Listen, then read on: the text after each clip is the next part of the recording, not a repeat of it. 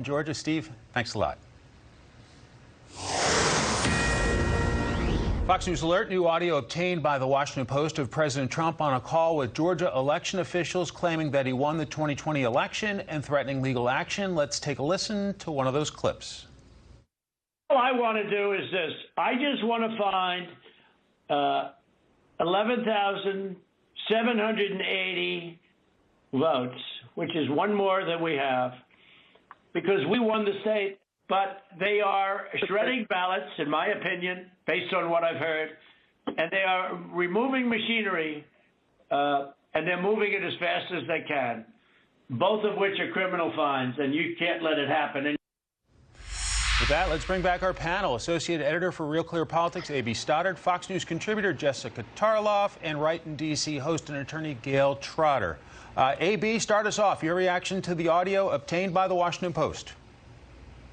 Well, the accounts of the whole hour's worth of sound really show that the president has been told by people, I guess, around him, like Mark Meadows is also on the call, that there is, fraud that needs to be looked into. So he has not read it in the paper. He's not seen it in a court docket. He's never actually been presented with evidence that Raffensperger has that he's hiding.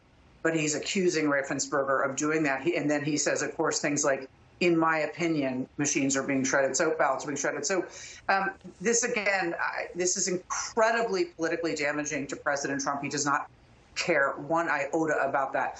But when we talk about Wednesday, when we talk about Republican lawmakers in the House and the Senate objecting to the certification of a free and fair, legitimate election with allegations of fraud and evidence of fraud they have not yet presented, this phone call where the president is threatening a Secretary of State who has counted the votes 3 times, a Republican who supported him, is going to be very hard for them to defend. Jessica, your reaction to the audio.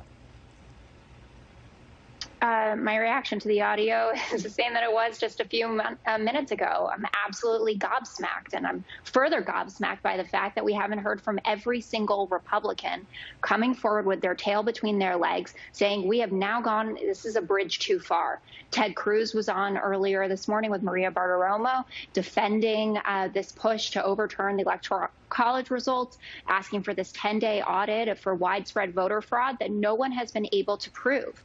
In court, the Trump team has had 1 victory. The Democrats, led by Mark Elias, has 60 victories. No judge, even Trump appointees, wants to hear anything about this ridiculousness, the most ridiculous of all being Louis Gohmert's suit, which got knocked down, I think, in like 30 seconds.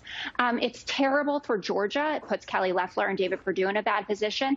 But most of all, it's terrible for America.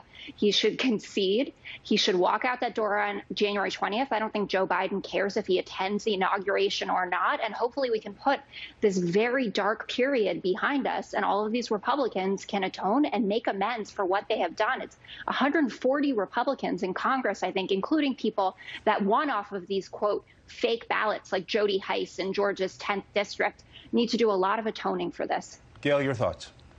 A.B. and Jessica just don't get it. The voters who wanted President Trump to have a second term voted for him because he's a fighter. He's a man who fights. And this is yet another example of where they are not going to, A.B. said that this would be politically damaging, and Jessica is giving advice to her political opponent. Well, President Trump doesn't take advice from political opponents.